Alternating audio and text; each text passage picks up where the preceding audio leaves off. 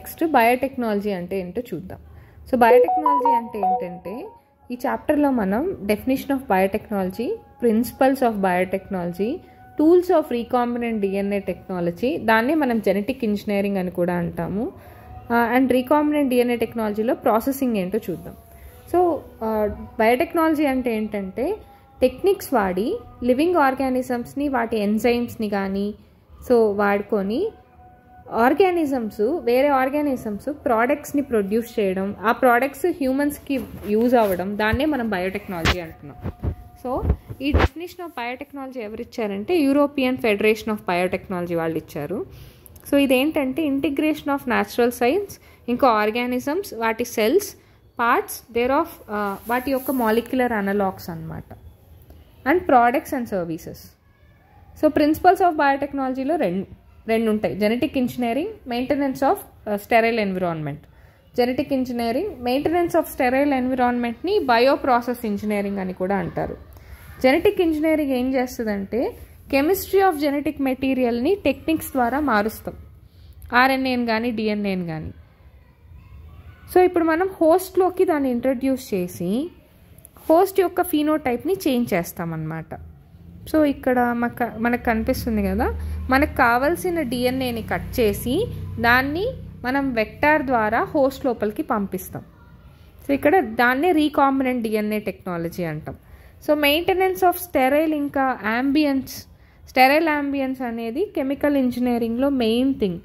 So growth, మనకి ఏ bacteria కావాలో, ఏ virus కావాలో దాన్ని మాత్రం గ్రో అయ్యేలా చేస్తాం, లార్జర్ క్వాంటిటీస్లో గ్రో అయ్యేలా చేసి వాటి ప్రోడక్ట్స్ని మనం వాడుకుంటాం, లైక్ యాంటీబయాటిక్స్, వ్యాక్సిన్స్, ఎంజైమ్స్ ఇలాగా.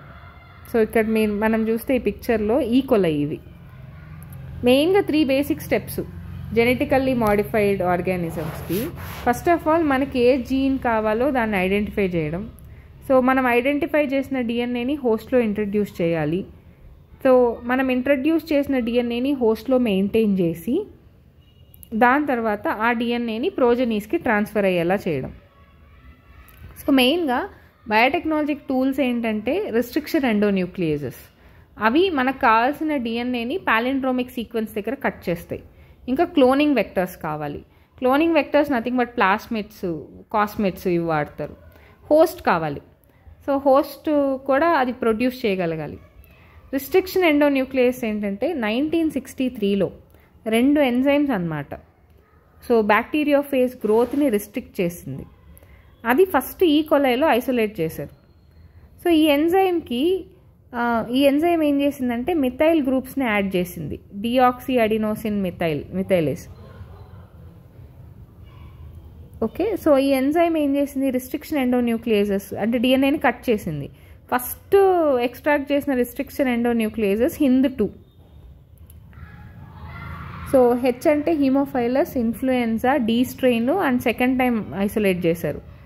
ఈకో R1 అంటే ఈకో అంటే ఇస్టరీషియా కొలై, RY అనేది స్ట్రెయిన్, 1 అనేది రోమన్ నెంబరు. ఎంజైమ్ ఐసోలేట్ చేసిన ఆర్డర్ని బట్టి రోమన్ లెటర్స్ ఇచ్చారు. సో ఇప్పుడు మనం చూస్తే RE అంటే రిస్ట్రిక్షన్ ఎండోన్యూక్లియేజెస్. ఇవి పాలిండ్రోమిక్ సీక్వెన్స్ని రికగ్నైజ్ చేసి సో పర్టికులర్గా ఆ 2 స్ట్రాండ్స్ని ఆపోజిట్గా కట్ చేస్తాయి. సో పాలిండ్రోమిక్ సీక్వెన్స్ ద్వారా మనకి స్టిక్కీ ఎండ్స్ వస్తాయి, బ్లంట్ ఎండ్స్ వస్తాయి.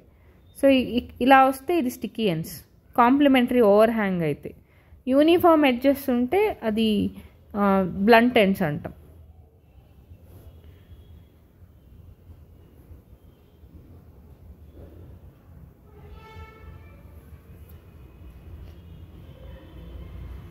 సో క్లోనింగ్ వెక్టర్స్ ఏంటంటే so preparation of recombinant DNA టెక్నాలజీకి వాడతాం.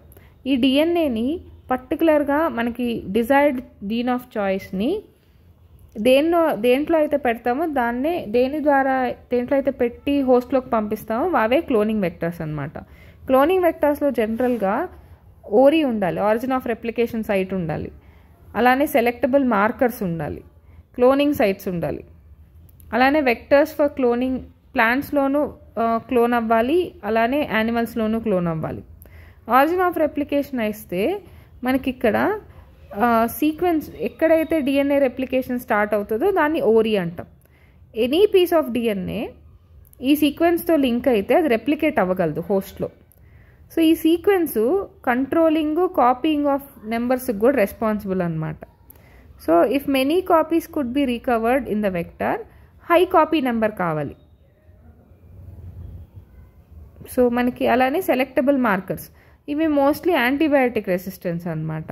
ప్లాస్మిడ్లో మనం యాడ్ చేస్తాం యాంటీబయాటిక్ రెసిస్టెన్స్ జీన్ని.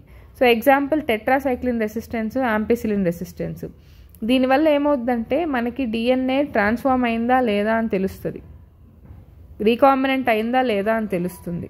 క్లోనింగ్ సైట్స్, ఎక్కడైతే డిఎన్ఏ క్లోన్డ్ అవుతుందో అక్కడే ఇన్సర్ట్ చేస్తాం.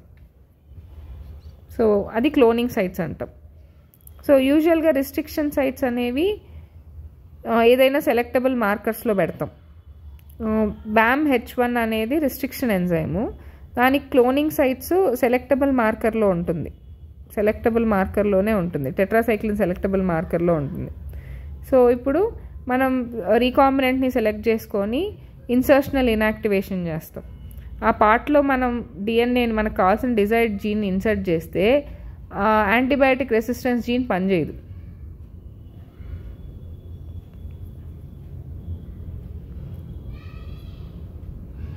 సో అగ్రోబ్యాక్టీరియం వచ్చి ఇప్పుడు ఇక్కడ అగ్రోబ్యాక్టీరియంలో పంపించి దాని ద్వారా మనం ప్రోడక్ట్స్ని ప్లాంట్లోకి పంపించాం.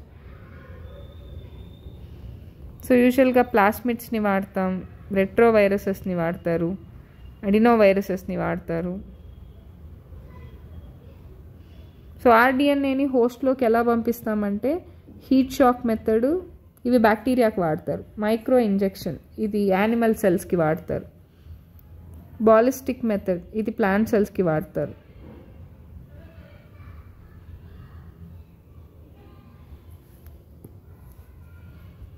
రీకాంబినెంట్ డిఎన్ఏ టెక్నాలజీలో ఇంకొకసారి సీక్వెన్స్ చూస్తే జెనెటిక్ మెటీరియల్ని ఐసోలేట్ చేస్తున్నాం.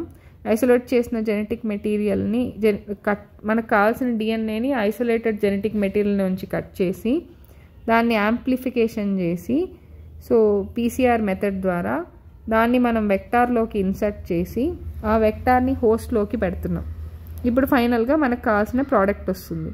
సో జెనెటిక్ మెటీరియల్ ఐసోలేట్ చేయాలి అంటే బ్యాక్టీరియల్ సెల్లో అయితే లైసోజైమ్ వేస్తాం, ప్లాంట్ సెల్లో అయితే సెల్యులేజ్ వేస్తాం, అదే మనకి ఫంగైలో అయితే కైటినేజ్ వేస్తాం.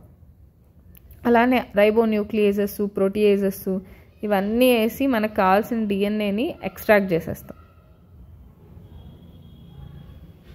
సో బయోరియాక్టర్స్లో పెట్టి మనకు కావాల్సిన ప్రోడక్ట్స్ని లార్జర్ క్వాంటిటీస్లో తీస్తాం బయటికి.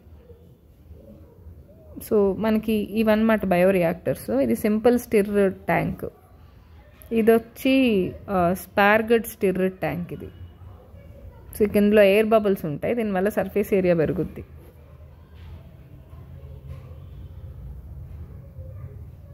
సో రా మెటీరియల్స్ ఇనాక్యులం బయోరియాక్టర్లో వేసి బయోమాస్ని సపరేట్ చేసి ప్రోడక్ట్ని ప్యూరిఫై చేసి, సో ఈ బయోరియాక్టర్లో వేయడం వరకు అప్ స్ట్రీమింగ్, దాని తర్వాత అంతా down streaming. Separation, purification, biosynthetic ప్రోడక్ట్స్ని before it is ready for marketing as a finished product, దాన్నే మనం డౌన్ స్ట్రీమింగ్ అంటాం. So formulation of product with preservatives, clinical trials చేయడం, క్వాలిటీ కంట్రోల్ టెస్టింగ్ చేయడం ఈచ్ ప్రోడక్ట్కి, వీటన్నిటిని కలిపి మనం డౌన్ స్ట్రీమింగ్ ప్రాసెస్ అంటాం.